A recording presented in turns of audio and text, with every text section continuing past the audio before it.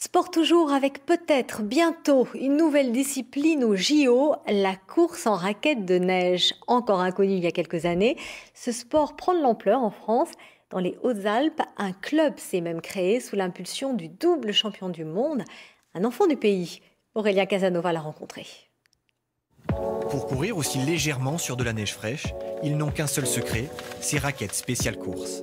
Donc il y a simplement à positionner le pied entre les deux petits pics, positionner la chaussure pour que le fixation step-in rentre dans la chaussure.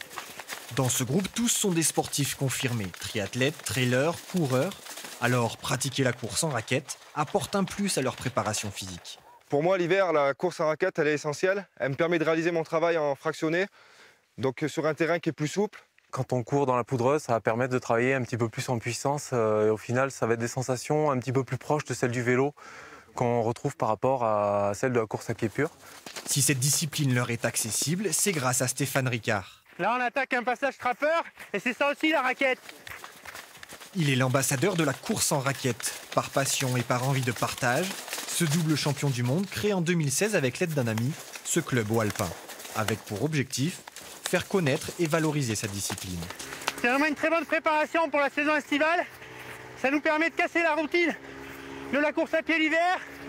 Ça nous permet de travailler la foulée, le gainage, la puissance musculaire.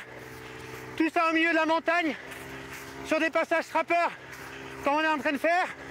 Très bon exercice.